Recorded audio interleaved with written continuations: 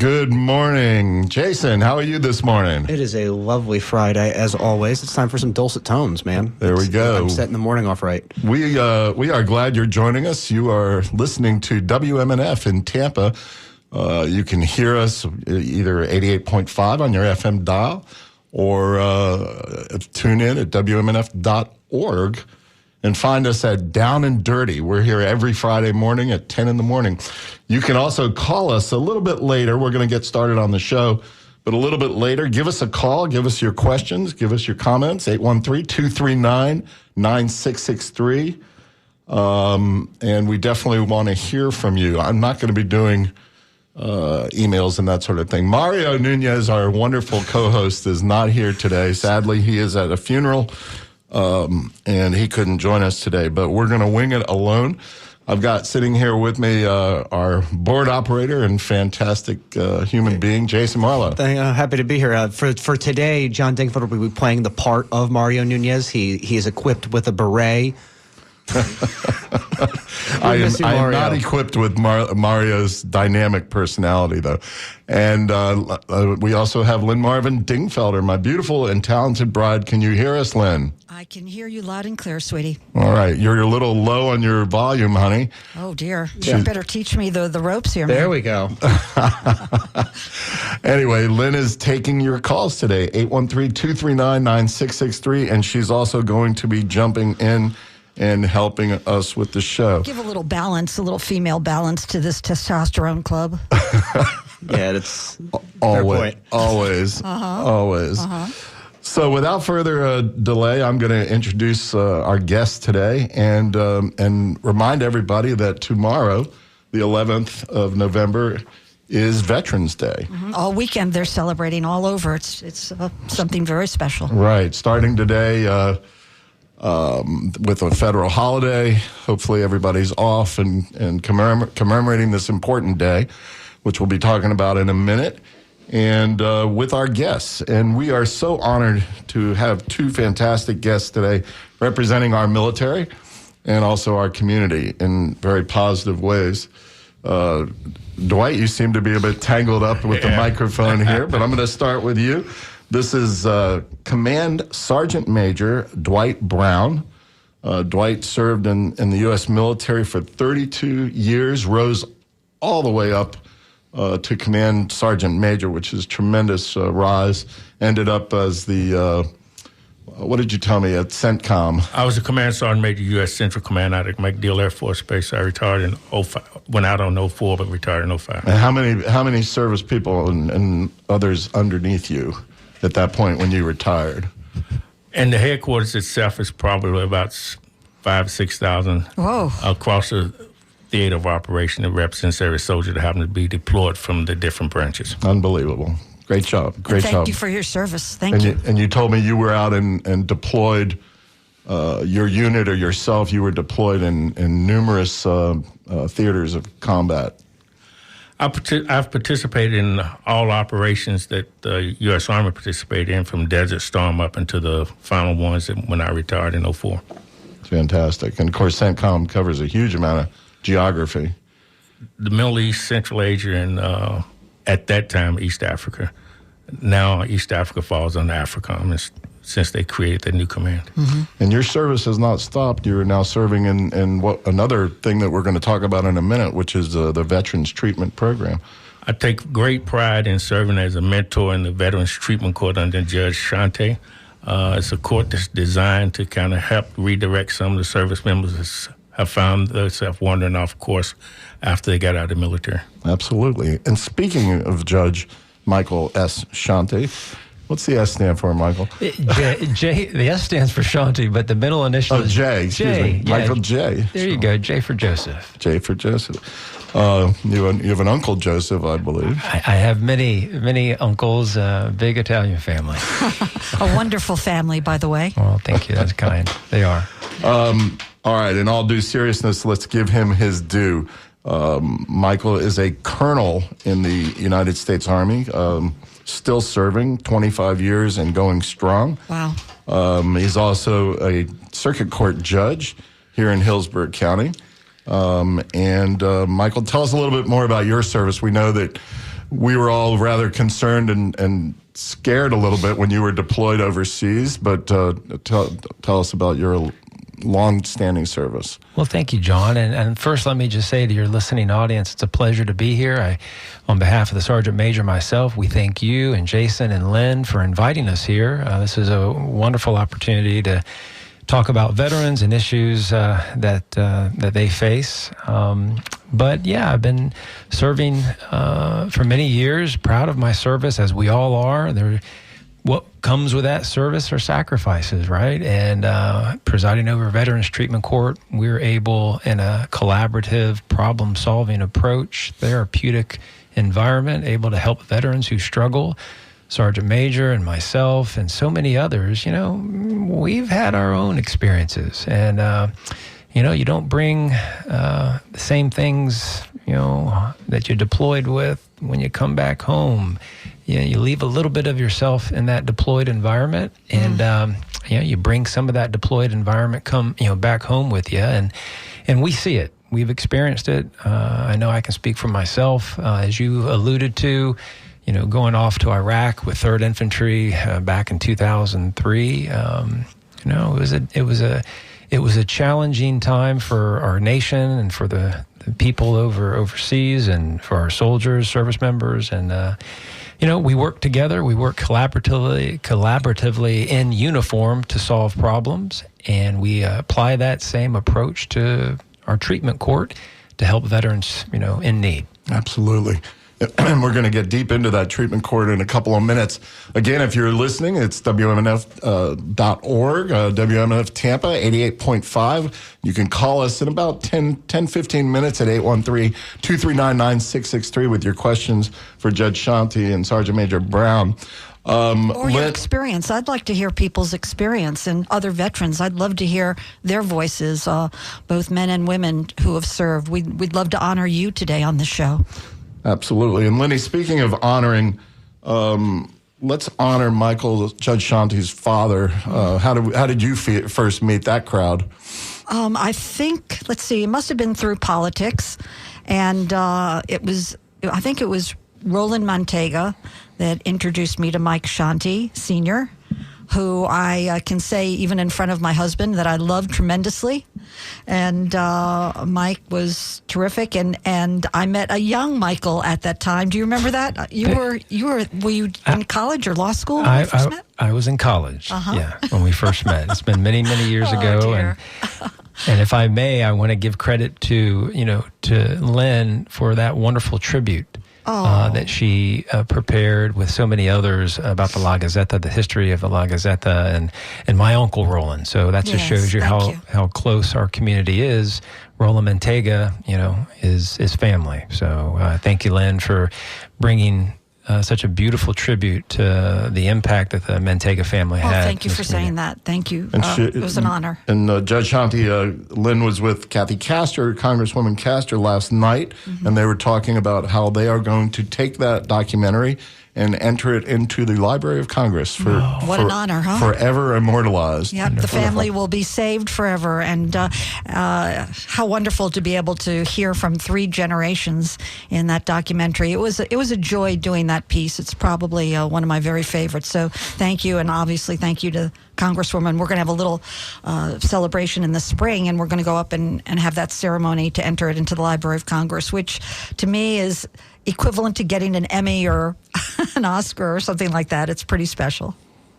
Yeah. So, again, thanks, guys, for coming. Thanks for your service. I've always been super proud of my dad, who we just lost 3 years ago, for his service. He was also in the Army Artillery. And he was always so proud of his service. He talked about it regularly. He had to get out. He wanted to stay in, and we all know he would have made colonel or general if he had stayed in, because he was that kind of guy. Everybody loved him. He was always the head of his high school ROTC. He was the head of his college ROTC, and we know he would have gone a long way. But my mother got polio, and he had to get out to take care of 2.5 children. I was the half. I think you learned. I think you learned leadership from him, John. I think all the kids. He just was very special. And public service, community service, public service.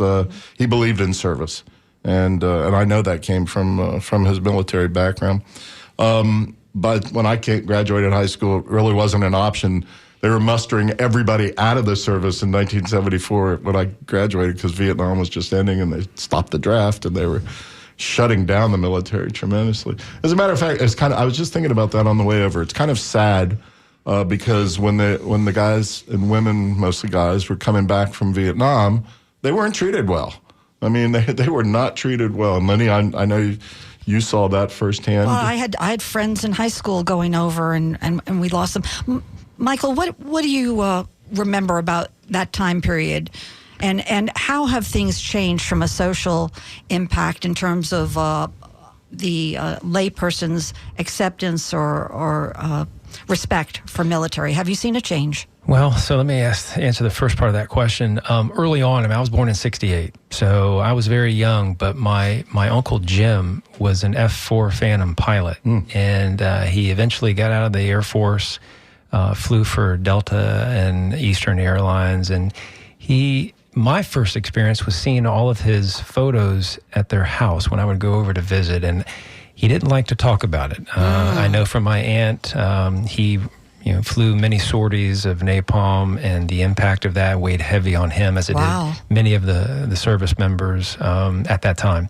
So just knowing that it was a responsibility to our country to serve, and knowing that service comes with consequences, and I saw it with my Uncle Jim, but it didn't stop me from serving, and I'm certain Sergeant Major's got his own story, but I just felt a calling, in the Cub Scouts. I was always really kind of engaged. I liked that discipline and the structure of it. And I remember as a young professional, I told my father, I didn't ask, I told him, I said, hey, by the way, I just joined the United States Army today. And my father, in his sense of humor and joking way, and while he was very proud, he's like, "Hey, boy, Italians don't do things well, and fighting wars ain't one of them." So, yeah, just I can hear him saying that. That's savage. Yeah, but it was in his sense of humor, because I know he was extremely proud. So anyway, I'm sure there was a lot of tough love for Michael Sr. Yeah. Yeah, go ahead. Well, I'm his only son, and he was extremely proud. He came up when I was graduate from basic training, and just was beaming with pride. So yeah, good for him. And Dwight, Sergeant Major, what's your recollection back in those days? And you might even have a few years on Judge Shanti. I do, because I joined the military in 1973. When I joined, I was programmed to go to Vietnam, and a friend of mine, but they stopped sending soldiers to Vietnam while we were in basic training.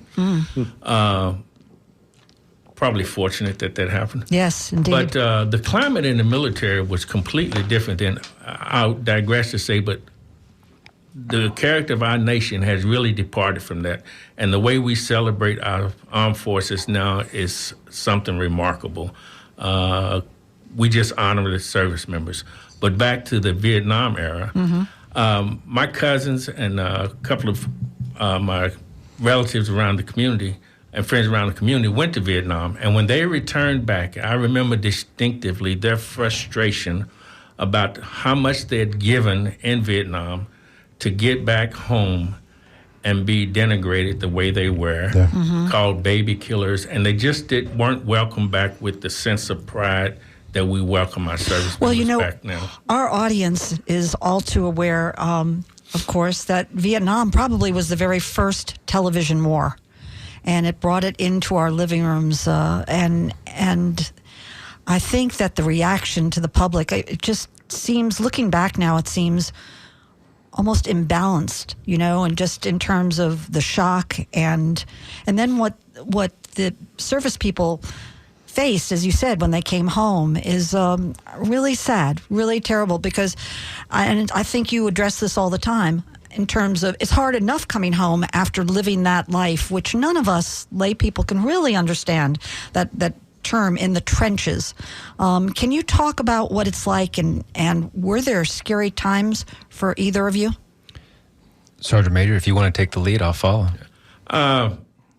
Where I was not in Vietnam, I participated in, as I said earlier, conflicts from Desert Storm up until now. And I guess my first experience where it became real to me what I committed to serve, to do as a service, was in Desert Storm, in a compound waiting to deploy across the pipeline into Iraq. And a Scud was exploded over the base camp we was at. And there I was, a young first sergeant in my probably late 30s at the time, responsible for about 340 soldiers. Wow. And it became very real to me then that I was responsible for getting those youngsters back home to their families. And it became very surreal at that moment. And as I progressed on, I could probably talk about experiences in Somalia and other places, but there were very real situations that I was involved in that makes it very real, the commitment that our service members Yeah, take and you bring up a good point, because I was thinking we were just going to be talking about how you were feeling personally, but here you had responsibility for so many others and kids, really. I mean, Right. 18, 19-year-old kids who are probably just scared to death. And sitting where I sit now, I kind of look back on myself as just being a kid at the time, Yeah. responsible for them. You Because were probably I was in all my- at 25 or I was something. in my early, mid-30s probably at that time. Absolutely. But it's a tremendous responsibility we take on. And as leaders, we do have that added responsibility to protect and defend the Constitution of the United States, but also those that are placed under us to serve in those capacities, to get them home, keep them protected, trained and ready for combat. And our goal when we deploy is to bring every person back that we deploy with. Unfortunately, that's not always the case, but that's what we thrive for. And Judge Shanti, as I recall, were you Fallujah or? Yeah, I've had multiple overseas tours of duty in Iraq and Afghanistan. So when I first deployed, it was I was a reservist, right, with the U.S. Army Reserves, prosecuting, at the state attorney's office, and I was against you as a public that's defender. right. We used to butt heads a little bit, and I was just telling Dwight, I said, Michael never gave an inch. I could get offers from other prosecutors. Michael never gave an inch. Oh, John, we were gladiators in the courtroom, and with all, it was Judge Barbas, just retired. Yeah, we had Judge Holloway and Judge Tharp as well. So really good memories for me. And I enjoyed working with you in many capacities, John. So it's been a pleasure all these many years. It really has. But to the question that was posed, when I left the prosecutor's, I was deployed. I was called up as any other reservist would be. And, when you take that oath to uphold and defend the Constitution and to, fight and win your nation's wars, that doesn't really resonate with many folks, because not everybody actually sees combat. Right. We serve in many different capacities, whether it's combat arms or in some form of support. But when I deployed with 3rd Infantry, we were all soldiers. Now, while I have a military intelligence background, I have a judge advocate background. With 3rd Infantry in 2003, when we were crossing the berm, we were all soldiers. And so we were fighting our way up and taking casualties and capturing those Iraqi forces, Republican Guard and Fedayeen forces, their special forces that were capitulating, surrendering. And so as time went on, as Sergeant Major pointed out, you're looking out for your battle buddies. And you're losing battle buddies along that way. I remember the story of Sergeant First Class Smith, who was he went to Tampa Bay Tech, and he was recently recognized. I was reading the newspaper, or online rather. He was part of 3rd Infantry Division, and he was in Baghdad International Airport, and we were trying to secure Baghdad. We were on the outskirts trying to make our way in, but he was one of the on the tip of the spear with 3rd Infantry. And the gallantry, the bravery that he demonstrated, just a young man from Tampa, Florida, who at that time, gave his life to save others. And Sergeant Major, myself, we all would. In fact, that's some of the difficulties that we face. And myself personally, I had some soldiers that didn't make it home. They were fathers, they were husbands, and I wasn't.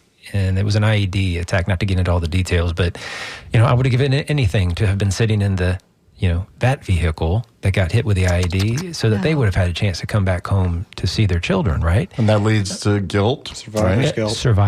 It's real. And in fact, Sergeant Major and I can attest that in our courtroom, in Veterans Treatment Court, there are plenty who struggle with that very thing. I also want to tie in the fact that the irony is Colonel DJ Reyes, who is the head of the Mentor Corps, responsible for establishing the Mentor Corps, and we can get into more detail later. He was in Iraq at the very same time. He was with General Petraeus with the 101st, when General Petraeus was the 2-star general at the time, heading the 101st Airborne. And Colonel Reyes and I were walking the same dirt. We were in the same tactical operations cells, working the same issues, just didn't know each other. Wow. And here, 20 some odd years later, we find ourselves working a different battlefield with Sergeant Major and so many others, fighting that enemy now that's within the soldiers. Let's talk about Veterans Court. Go back a little bit with the history. I think it's been around, about 15 or more years? Well, it's been around for a while. Yeah. 10 years to be exact. In fact, October this year became 10 years. And I would like to at least recognize Judge Russell up in Buffalo. And it's amazing what one idea, an idea can conquer mountains. And it was Judge Russell who... Was he a veteran? He was not. He was a county court judge, but he was seeing military members coming back from Iraq and Afghanistan that were experiencing the same difficulties: substance use disorders, mental health, homelessness, picking up criminal charges, at least at the misdemeanor level, and said, we got to do something. Sure. And it was that idea that has spread across the country, and certainly here in Hillsborough County. We've been around for 10 years, and I would credit Colonel Reyes and Judge Richard Weiss. He was a colleague of mine. He and I served in the military for many years together. Lieutenant Colonel Weiss, who's now retired, he had the idea in 2008, 2013, to establish our own Veterans Treatment Court. He worked with Colonel Reyes. He worked with your former colleague, City Councilman Louis Vieira, to help establish our Veterans Treatment Court. It was a misdemeanor court. They had about 10 veterans they were helping at the time. And long story short, over the course of 10 years, we've grown it into a national model. So I say that because... Isn't that wonderful? Yep, United States Congress, it is. And we're all very proud because it's your court too. I just preside over it. But in 2019, the United States Congress, with Kathy Castor, with Congressman Charlie Crist, they passed the 2019 VTC, Veterans Treatment Court Coordination Act, which provided $30 to upwards of $80 million across the country to establish veteran treatment courts throughout the nation. And they used Hillsborough County, or the 13th Judicial Circuit's VTC, as the national model to follow. Wow. Michael, how is it determined who goes into your courtroom? Who qualifies? How is it weeded out so that you know that this is a veteran who needs your help and your understanding? Len, that's a great question. So prior to 2021, the court... I and others like me that presided made those determinations. It's a two-prong approach. There's statutory requirements that I can get into, but basically you have to be determined, one, eligible to participate, and we can get into the details in a moment, and then whether or not out of public safety you were going to be admitted into the program. But in 2021, the legislature changed the law, and they put that responsibility on all of our circuit state attorneys.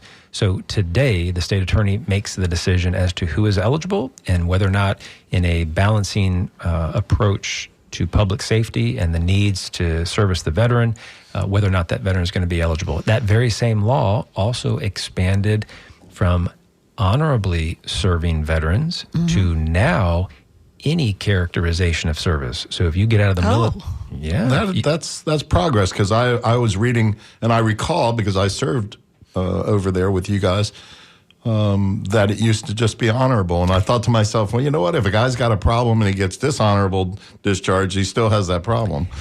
Absolutely. And Sergeant Major, in all of his many years of experience, as with mine, we've seen that, where individuals who have a drug addiction, they have a psychological problem. It resulted from military service, but yet the disrespect, or they tested positive on a drug screen, they get discharged, whether it's other than honorable discharge or a dishonorable discharge, they're not eligible for VA benefits. And the law prior to 2021, you couldn't participate in our program. And I think many wisely so saw the disservice to that. And so they expanded. So now we receive, they may not be eligible for VA services, but that's okay. We have a wonderful community and a county commission that provide resources that will allow this court to service those veterans who are not eligible for VA services. Sure. So, Lenny, great question. So now a man or a woman service person is in the program. Tell us a little bit more about what happens next. I think I read somewhere five levels of treatment and that sort of thing. So the reason why we have been recognized nationally as the model problem-solving court is over time, we've been able to incorporate all of the National Association of Drug Court Professionals best practices for drug treatment courts and mental health courts. Part of that is a phased approach based on conditions. While there is a time component, 60 days of a minimum, and again, that's a national standard. It's based on many years of studies as to how long someone should be in a phase. What are those phase benchmarks to achieve? And so we apply that to our veterans. Now, I'd be remiss if I didn't point out the significance of our program incorporates mentors. Absolutely. And that is what Sergeant Major represents, not just his service, but he is an integral part. Any given day, I'd come into that courtroom, I'd look over to the right-hand side, and there's a bench of at least a dozen or so mentors proudly wearing their blue shirt. What do they call these shirts? Beautiful blue shirts. Shirts of blue, and that is their uniform. And I'll let Sergeant Major speak, but let me at least frame it for your listening audience. Good. The Mentor Corps, our program would be no different, generally speaking, than any other drug treatment or mental health court. What makes it so special and so unique, not only are we assisting veterans, but their ability to connect with the mentors. And these are all honorably serving or have prior service veterans like Sergeant Major who have retired. They're moving on in their civilian careers, and they come back to serve, volunteer their time, their talent, their treasure to help these veterans. And they bring a web and network of capabilities. And I want Sergeant Major to elaborate on that, because that's what really helps these veterans. Yep. Yes, sir. Absolutely.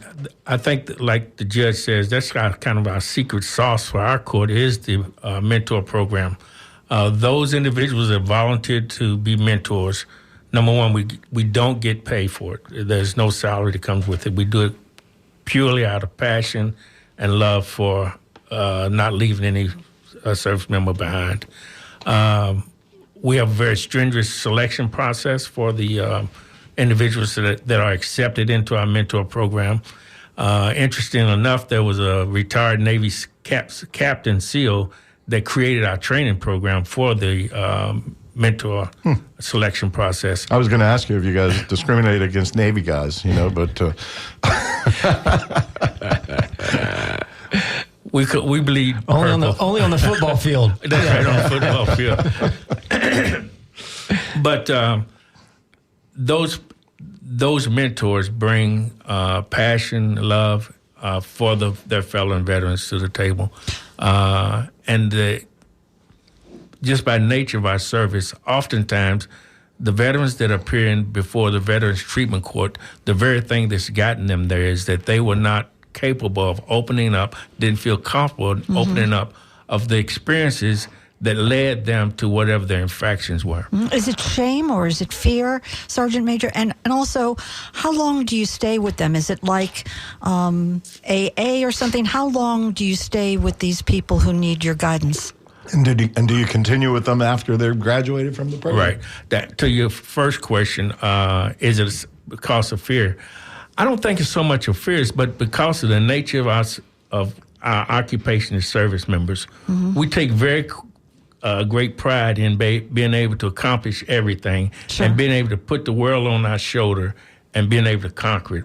So then when we find those demons are bigger than what we have been experienced, it's a sense of pride. It's difficult for us to open up and talk about it.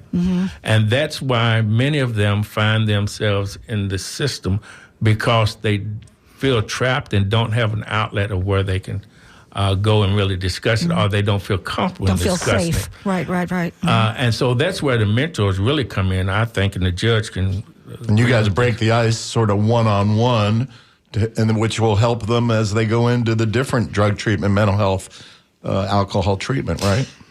Absolutely. They see us akin to them. We walk the same path they walk. We've experienced the same experience if they have experienced. Yeah, and so again, for your audience, the mentors represent every branch of service, even DoD civilians. 60% of our mentors have had combat experience, and they bring that from the Vietnam era to Iraq, Afghanistan. So to Sergeant Major's point, they've walked in the same boots that these veterans have walked in. And when a veteran goes to visit with a VA therapist, counselor, medical professional, oftentimes there's some resistance. You can't relate to me.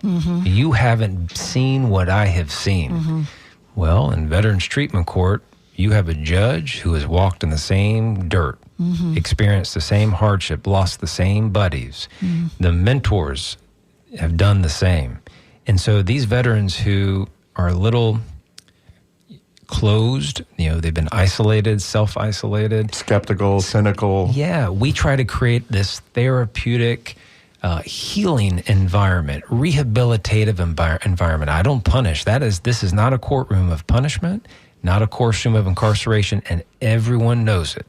We're there to heal. As the Sergeant Major pointed out, we bring a lot of love to them, a lot of compassion, a lot of grace and mercy, trying to break down those traditional barriers, kind of alluding to the question that was asked. What's the how do they react? Well, they are standoffish, and and appearing in front of a judge in a criminal courtroom, they don't know what to expect. Sure. These cases were transferred in from all divisions, felony divisions, misdemeanor divisions, where they were looking They could have been facing 5 or 15 years. Absolutely. Yep. And so they come into our courtroom with that same sense of, okay, I don't really know what to expect. And then the light shines, and that collaboration between state and defense, between the VA and corrections, and with the mentors standing, their battle buddies standing right by their side, a judge who has walked in their shoes and How wonderful. totally gets it. Yeah. Yep. So let me give a little station ID for 1 second for those of you who are just turning in. You're listening to WMNF 88.5, WMNF.org. And we are honored today, in honor of Veterans Day, which is tomorrow, to have Sergeant Major Dwight Brown, Command Sergeant Major from the U.S. Army, retired, who's one of the leaders of the mentor program for Veterans Treatment Court here in Hillsborough County. And we're also thrilled to have our good friend Colonel Michael Shanti, Judge Michael Shanti, who is the presiding judge for 6 years now? 7. 7 years. To 10. Yeah. Right. In Tampa, Hillsborough County's Veteran Treatment Court. Johnny, we have someone, a caller, Good. who has a question. But before we go to the caller, and thank you, sir, for being so patient, I do have a question. Michael, do you have, off the top of your head, any stats or how many people have been through your court, have been helped? And success rate. And also, yes, do you see them come back? So, to your question, we are one of the most successful programs in the state, and I would argue in the country. But of course. We've had over 1,000 graduates. We just graduated 3 veterans yesterday, but we've had in the 10 years, 7 of which I've overseen, we have... What does that mean to graduate them? I don't understand that. The ceremony. Well, so you have successfully, you've been able to maintain sobriety. If substance use disorders were an issue, if mental health is an issue or was an issue, you are actively incorporating best practices to resolve conflict, to deal with anger, just a whole host of issues that contribute to... Staying on your meds, going to therapy. Yep, all that. So, and then, of course, housing stability, and that's where the mentors come in, because the court can't provide for housing, job applications, interview skills, clothing for these veterans, as I said, transportation. So we're looking to all the second and third order effects that are contributing to a veteran's isolation, detachment, depression, the homelessness, which leads to suicidal ideations, the anger, which leads to domestic violence we try to overcome, the drug abuse. So what it means to graduate is because you have transformed yourself. You're no longer in that criminal thinking mindset. We're reestablishing hope for them. And then we just I monitor their progress as they advance through the phases to the point that culminates with a graduation and charges being dismissed. Wow.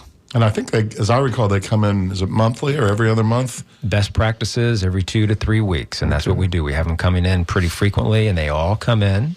They're all like their own little platoon, all supporting each other. Their mentors are there, their battle buddies. And I know that, John, you have witnessed our VTC, and to the extent I would invite any of your listeners to come. It's your court. I just have the honor of presiding over it, but it's open to the public. And while Sergeant Major and I can describe it, you really have to see it to see how powerful it is and the emotion that it evokes from all of us, myself included. I don't know. It sounds like a documentary to me, sir. Just saying. I want to give a few shout outs to some other folks in the community. I think Judge Manny Menendez, Chief Judge, was involved when it first got started. Julie Holt, of course, with the Public Defender's Office and various state attorneys along the way. Julie would send me and send several of us in there. We weren't real active because there's not a lot for a PD to do, but we also, as public defenders, would work, with the client and make sure they try and stay on track. And I did that. I had the honor to do that for a couple of months with you.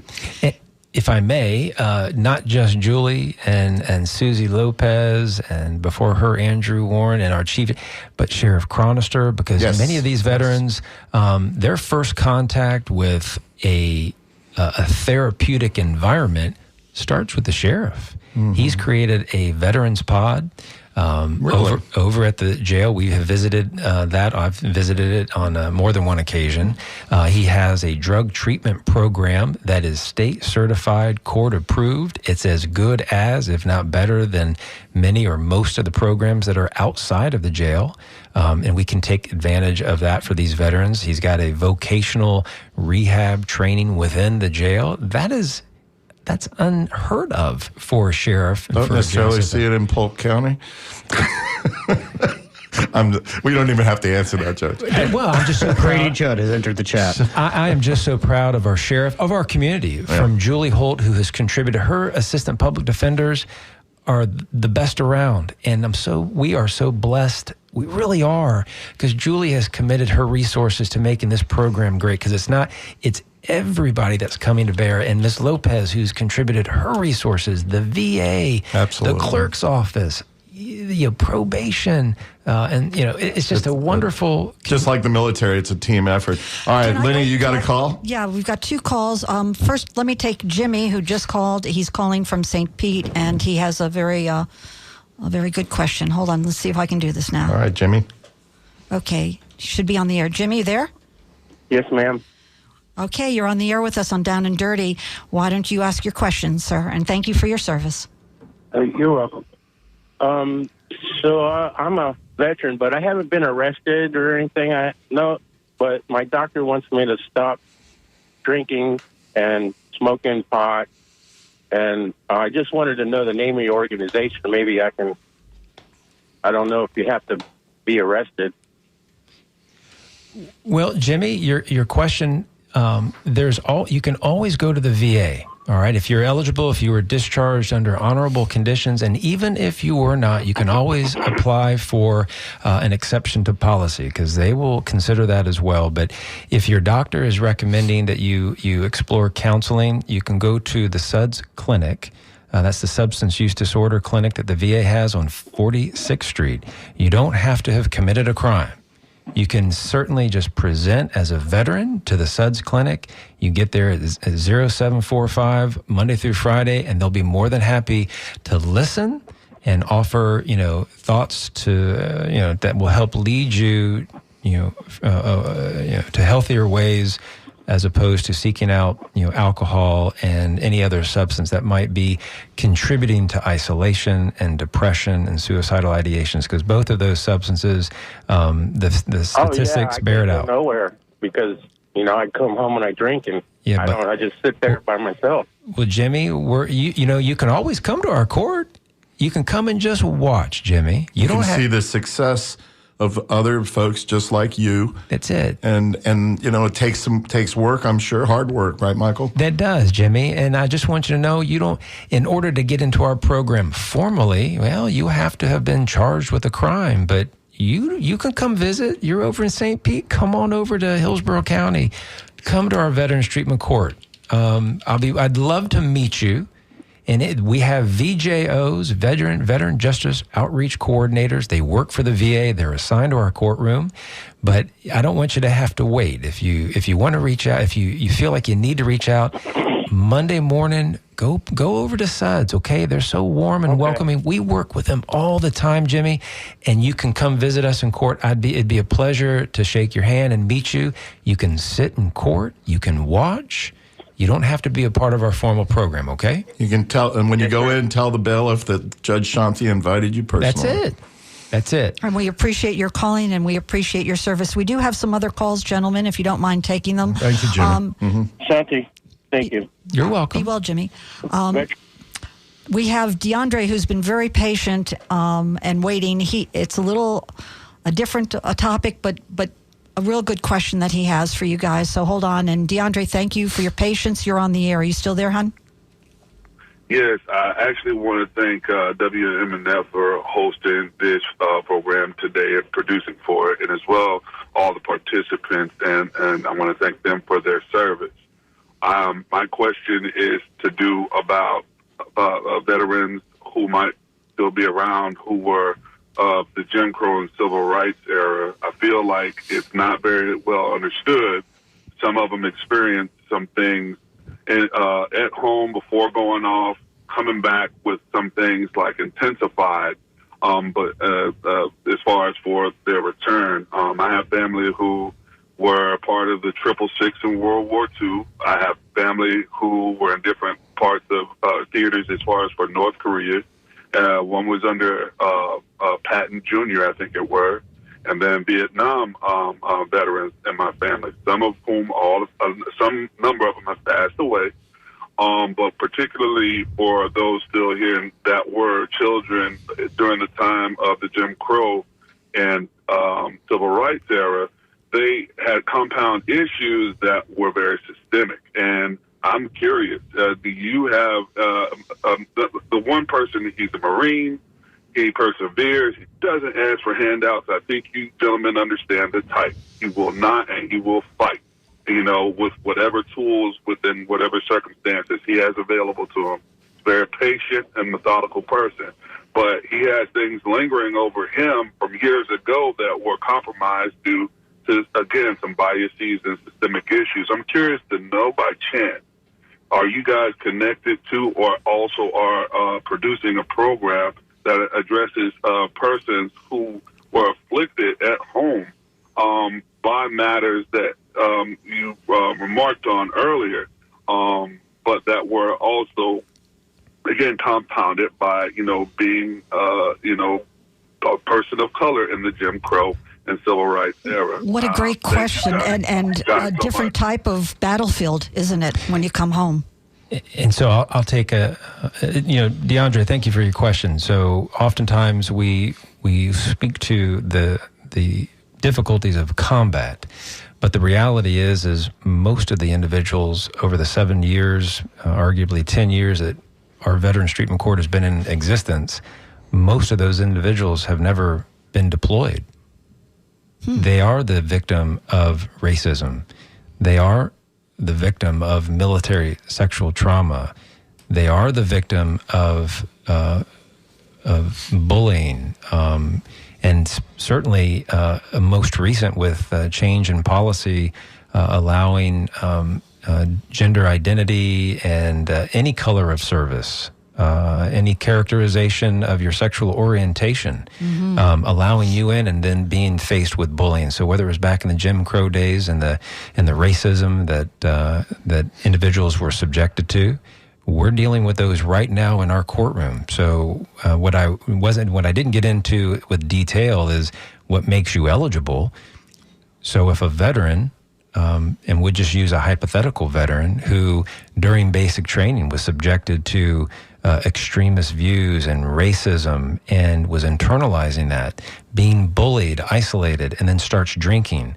And then gets discharged dishonorably because it was systemic. It was in the leadership, and someone just didn't like either the color of their skin or their sexual orientation or their gender. Mm-hmm. That led to some mental health issues. They wanted to serve their country proudly, and they get dishonorably discharged because there were some ugly, people in uniform that they were in positions of control. Then it creates bitterness and anger, and that it does. And just like I'm certain, maybe many of the listeners, that they internalize that, and then it crosses the line with a criminal behavior. That drinking leads to a DUI. Mm. That anger leads to a confrontation on the street with somebody, and law enforcement gets involved, and then there's a resist without violence or a battery or something like that. That, DeAndre, is exactly what we are working in Veterans Treatment Court. Now, is it back in the Jim Crow era? We're dealing with more current service members, but we had just yesterday a veteran who struggled for years in Vietnam. He was a combat veteran and in and out of the criminal justice system, never had those issues addressed. So I credit those with the vision. I said it earlier about how an idea can conquer mountains, and Judge Russell up in Buffalo saw a trend. And so now we are trying to address that. And you guys have evolved, Judge, because I recall, and correct me if I'm wrong, it used to just be first-time offenders. But now you've evolved to recognize, and you mentioned this Vietnam vet, he had problems. Now he's, so he's obviously not a first-time offender, but you still took him. And respond to that, but I also want to jump over. I have a really good call. Johnny, okay, hold on. I've got a really good call. We don't want to keep that moving. Will fit into everything you're talking about. I have Z in Lakeland. Z, thank you for your patience and waiting. Are you still there? I am. Thank you. Sure. Please ask the guys your question.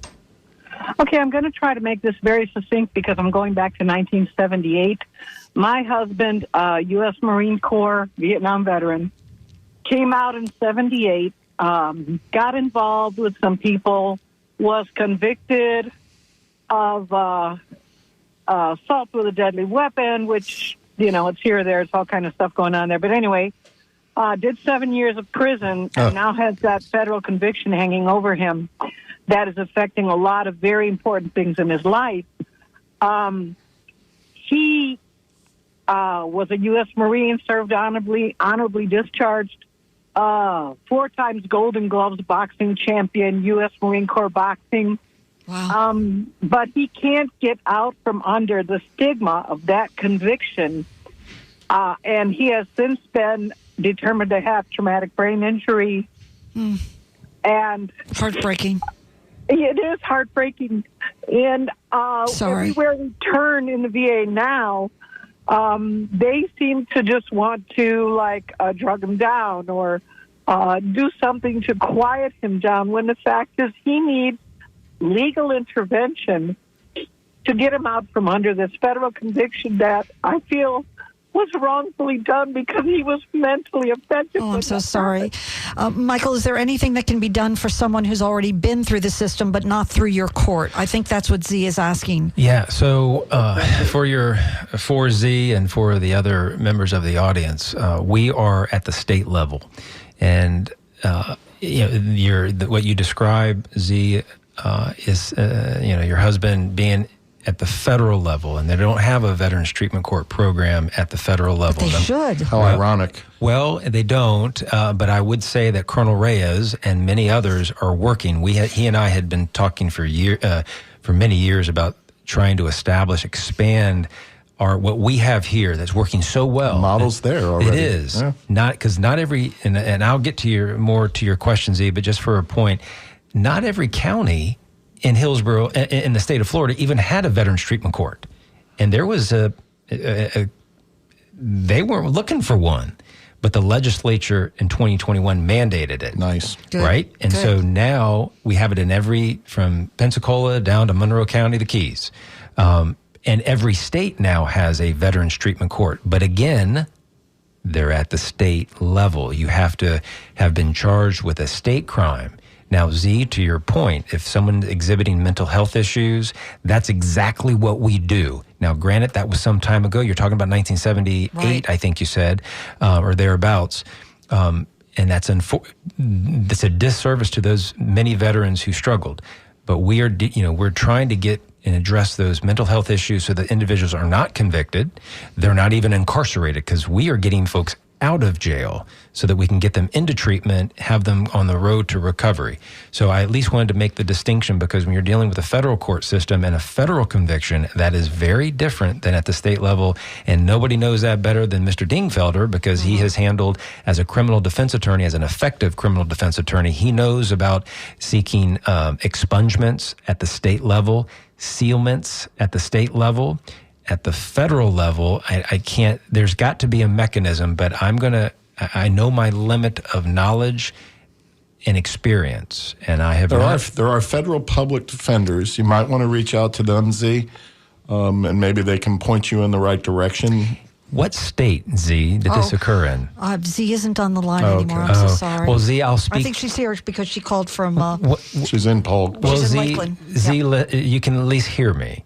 Find out what county, or what state, rather, your husband was charged and convicted. I don't know if it was in Florida. If it was, hypothetically, if it was somewhere in the Middle District, then you can reach out, as John pointed out, the Federal Public Defender's Office in the Middle District of Florida, or the Northern District of Florida, or the Southern.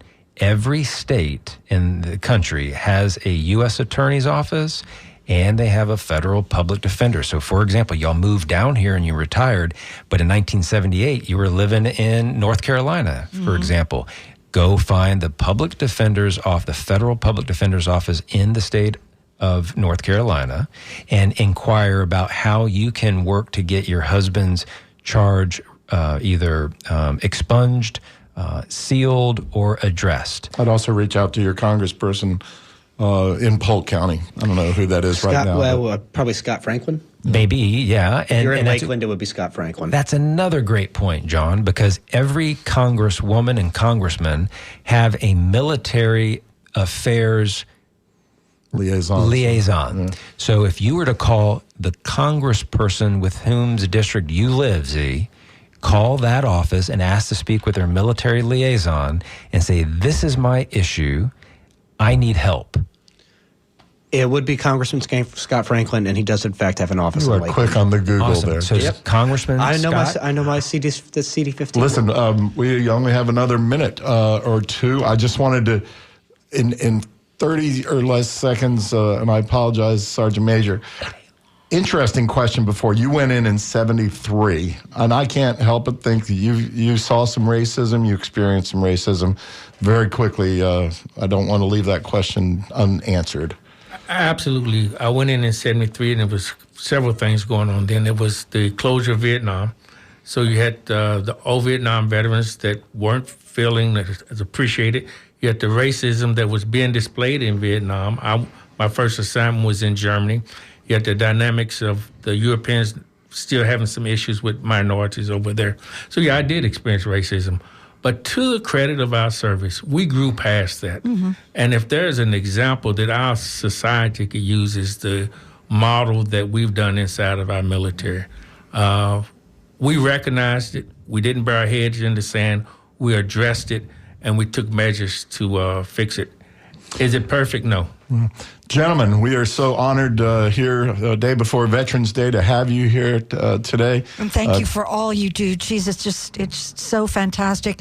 I wish we had more time to talk about the Absolutely. specifics. Maybe you'll come back. But On behalf of Lynn Marvin Dingfelder, Jason Marlowe, we appreciate Command Sergeant Major Dwight Brown, Judge Michael Shanti, here to talk about Veterans Treatment Court. You can Google it up and find out a lot of information. There's contact information there. A shout out to Aaron Potter for setting this up today, and all your staff, Michael, that helps you with your court. thanks for all you do. It's just phenomenal. Gentlemen, thank you for coming. Thanks for allowing me to participate.